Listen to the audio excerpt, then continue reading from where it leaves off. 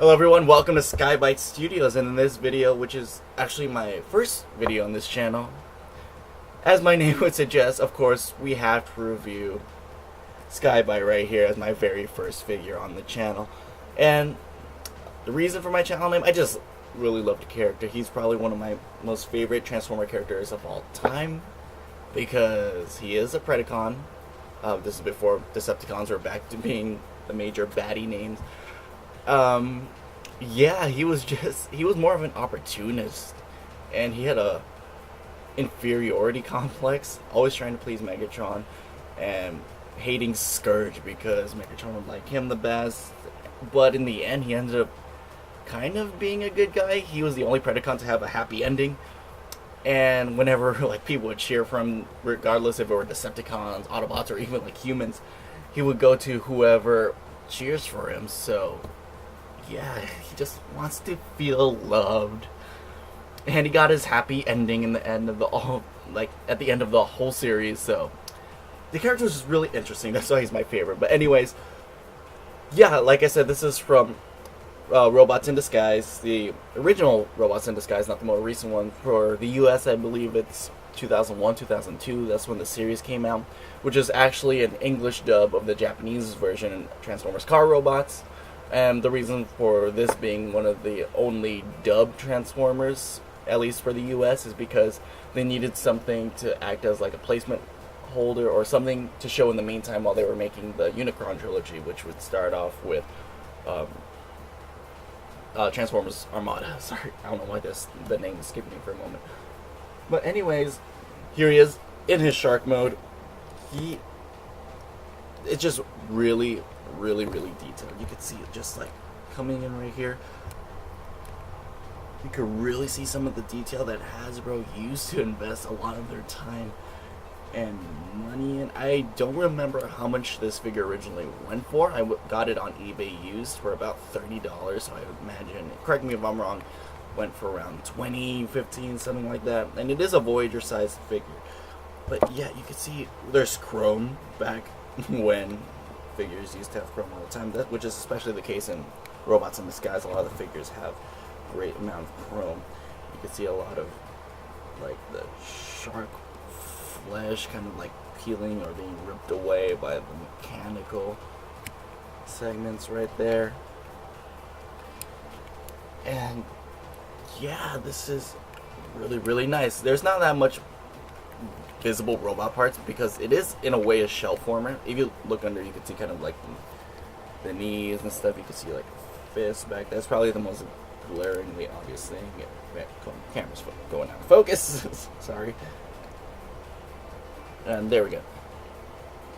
And there is a gimmick in this mode, and that's this right here. There's a wheel here that you spin, and the tail turns. I'll show you on this side.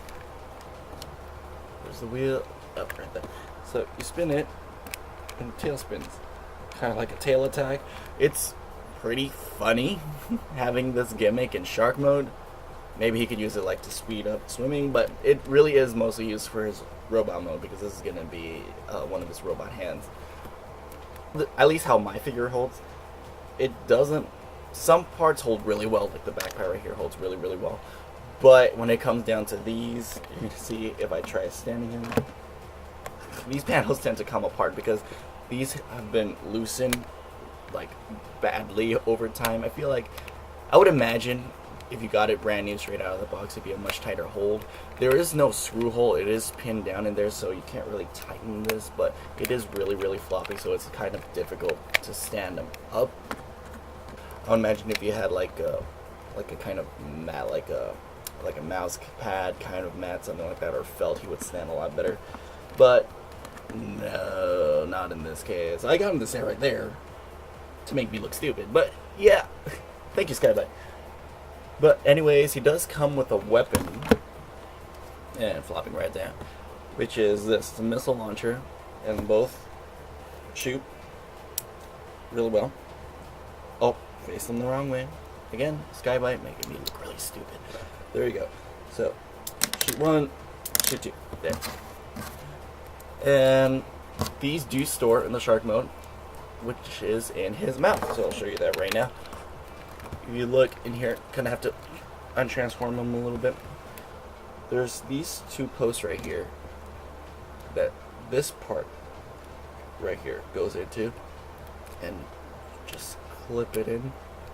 It's kind of difficult doing it because pretty much every time you're gonna accidentally fire the missiles, but there you go. And you want it to be where the long part of the missile right here goes down instead of up, otherwise you won't be able to put it in his mouth correctly. But that is right there. You can move it around like so, and you just push it up into his mouth just like that, and I'm pretty sure I fired the missiles. Yes, I did. But anyways, yeah, close it up, and there you have weapon storage, floppy, like I said. But he did use these in the show quite a bit, and he would bring them down. Shock missiles, that he would say that, I remember. And there you go. It looks really, really funny. It looks like he half ate something and is just choking on it. But anyways, yeah, that's that off. Oh, before we get to transformation, let's do some comparisons. Of course, with SkyByte, you had to have the rest of his Predacons, so there we have Gas Skunk to see how tall he is. Here is Darkstream.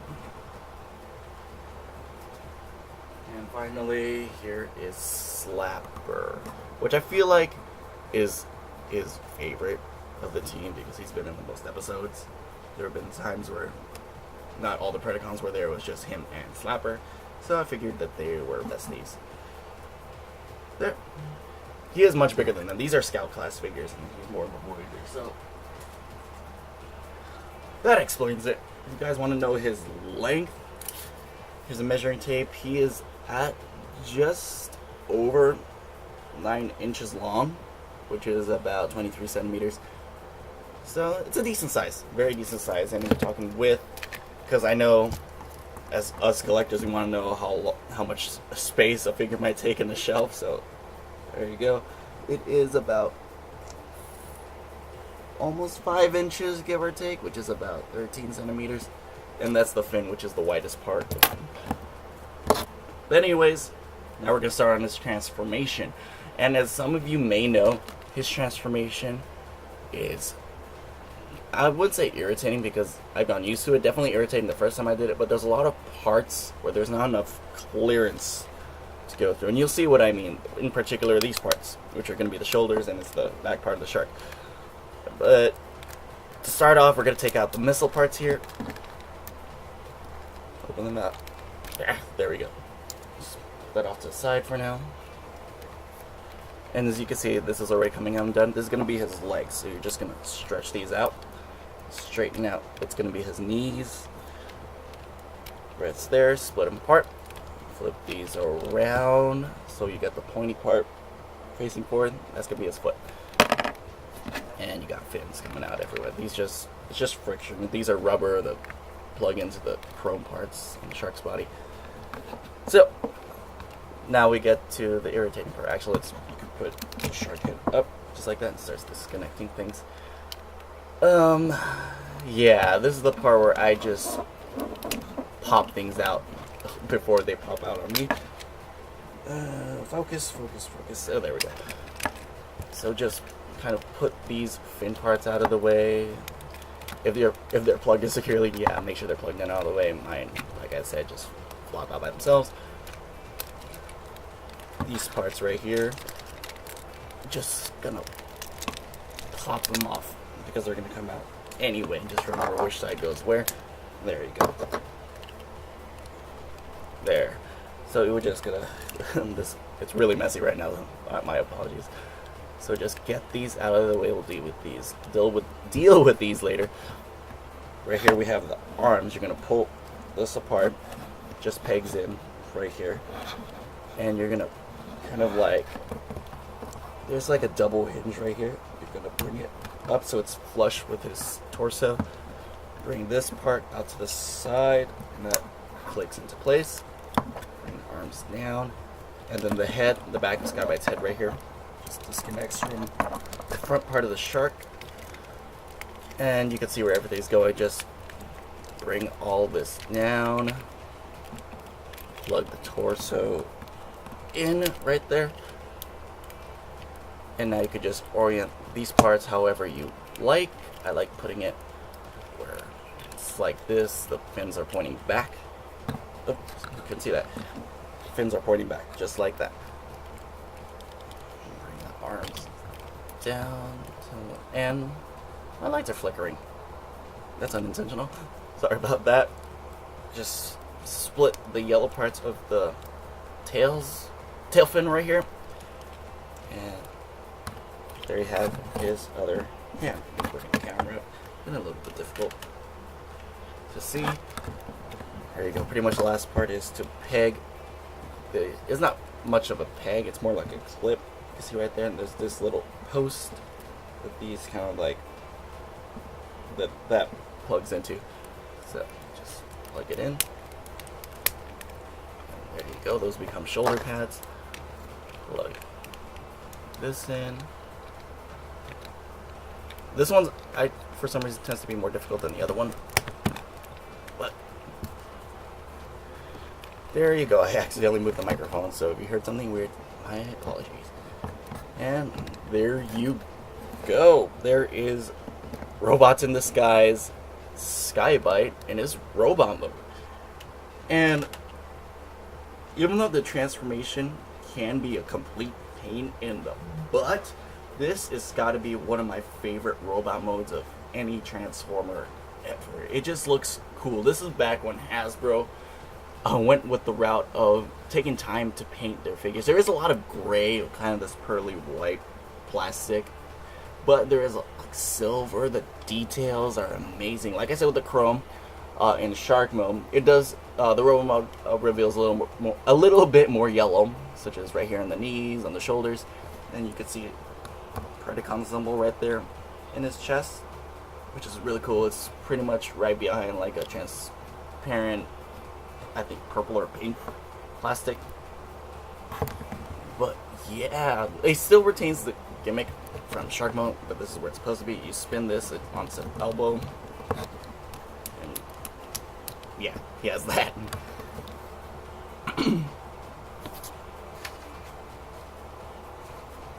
In terms of kibble, he is quite a kibbly figure because, like I said, he is a shell former. Like most of the shark goes on his like back and his shoulders, right there. But this is show accurate. He did have the shark head on his butt, but since it's animated, they made it look a lot smaller, so it's more pleasing in the cartoon. But it's okay. You're gonna display the figure from here. He does have a little bit of issue standing because you could probably see the feet go outwards like that instead of in or flat. So he's kind of only resting on the center, the inward part of his feet right there.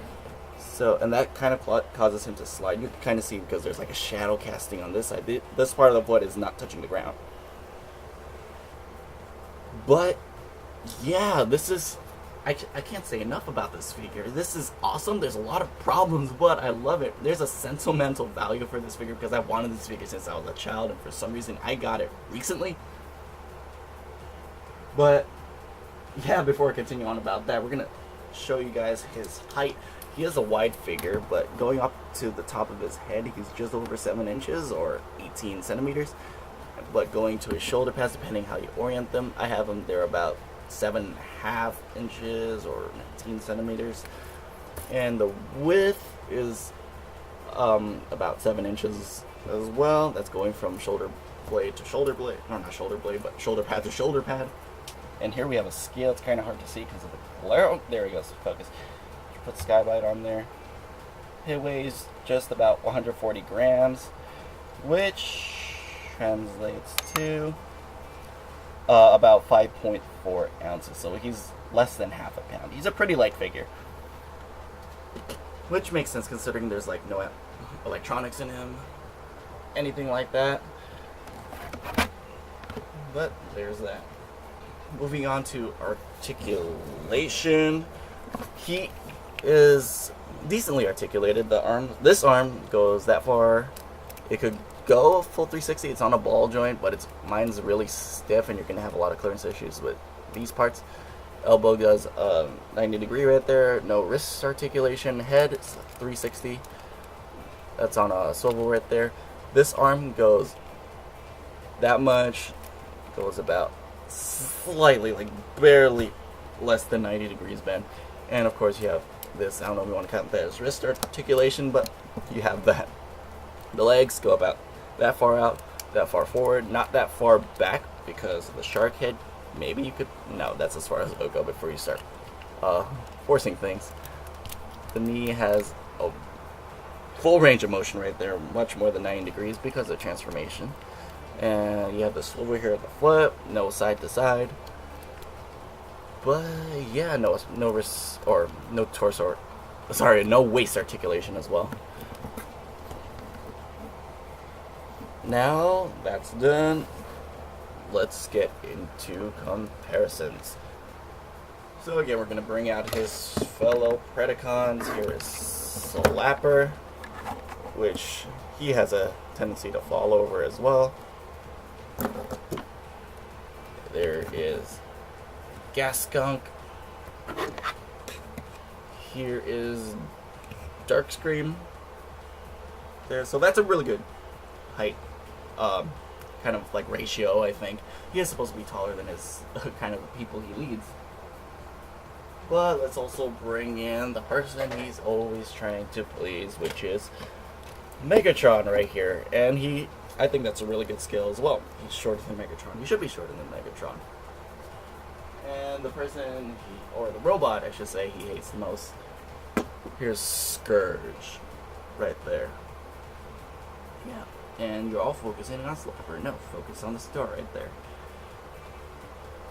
But yeah, I just really love this figure, and that is a lot because of the bias I had. I've wanted this figure since I was a child, got it recently, and he just looks awesome. Transformation is, it's easy for the most part. It's just the shoulder panels that make things a little difficult. And it scales really well. The articulation is decent. It stands in robot mode pretty okay. Like I said, there was problems with the feet. The shark mode looks really cool. It just has problems standing. But assuming your figure doesn't have the same problem as mine, where the gill parts keep flailing to the side or have no stability whatsoever, if you don't have that problem, you should be fine. Now the last thing, we're going to just transform him back into his shark mode. So I find it's actually, going to shark mode, it's easier. With these panels, I don't find that I need to take them off. They might pop off occasionally, but I leave them on from when going into shark mode. But start off, put these fins back up so it's flat like that. You could turn the feet right now if you'd like, and just start disconnecting the torso right here. Separate that. Come on. There we go. There, that's separated. Bring all this, just try to get things out of the way. Down, bring that down. Bring that down.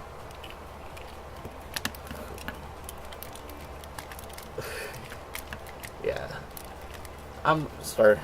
I am eating my words right now. I'm still having difficulty with these panels. Oh, there you go. Oh, never mind. Okay, got that back on. So that just goes like that.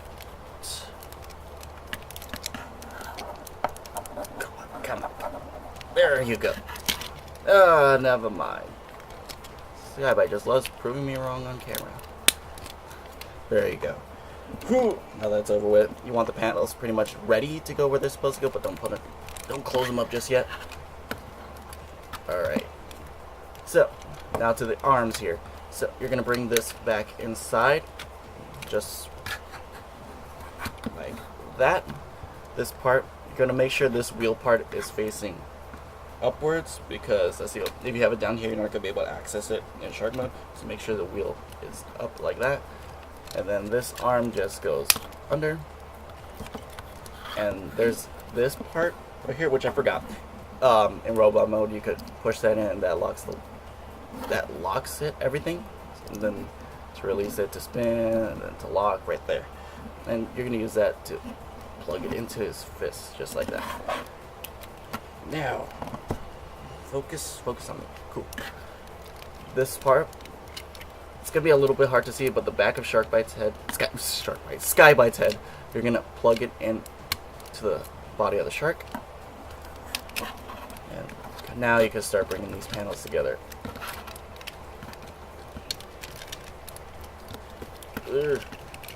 There we go. Sorry, it's getting a little hard to see. I'm kind of like fighting this figure. There we go. Make sure the wheel is accessible there. Just press everything together. There you go. Now the hard part is done. Now we're going to go down here, just get these parts ready. Get back in there. Just like that. And how you're going to want to do this part is, you see this, what was his waist, you're going to put pretty much back into the shark's throat to bring down his head now. And you're going to bend everything at the knee.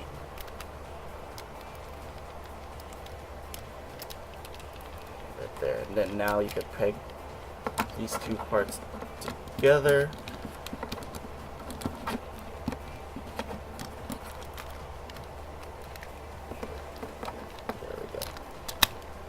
And this is the point where if you want to reattach the weapon, which I totally forgot, he could hold it in robo mode, and that's just right there. There's that little post you could plug into his fist.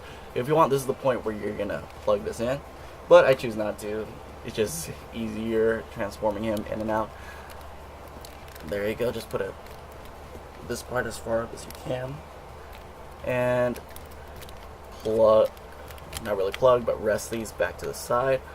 And there you have SkyByte back in his shark mode. There. And I got him to stand. Thank you. But anyways, my overall thoughts. I don't really like to score robot. Well, I guess I can. The robot mode, love it. The transformation, not so much. Shark mode, love it. And on kind of like my grading scale, I have pretty much 5 tiers. It's a trophy figure, a metal figure, a shelf filler, paperweight, or just trash, and in that order. To me, just because of my bias, this is a trophy figure, but that's just for me how I feel about it. In all honesty, if you were to get this guy, I think it would be probably more of a shelf filler figure if you're a completionist, or if you really love the character like I do. I don't have the Generations version of this figure yet, but I do plan on getting it at some point in the future. I just don't have a space in my collection where it would kind of like make sense or fit. But yeah, to me personally, this is a trophy figure because of the memories and the sentiment behind it. But to you guys, I'd probably make it like a shelf filler. But anyways, if you guys have any questions about this figure, like further clarification, please feel free to leave a comment. I might not get to it in time, especially farther down the line when I start uploading more videos, but hopefully someone else in the comments will see your question and they know the answer to it and they will help you out. So there's that, and thank you for watching my first review on this channel. And please make sure to hit that like button and subscribe for more future videos, because I do intend on doing these videos in the long run. Hopefully I don't prove myself wrong. But yeah, thank you so much for watching, guys. Welcome to SkyByte Studios, and I'll see you guys later.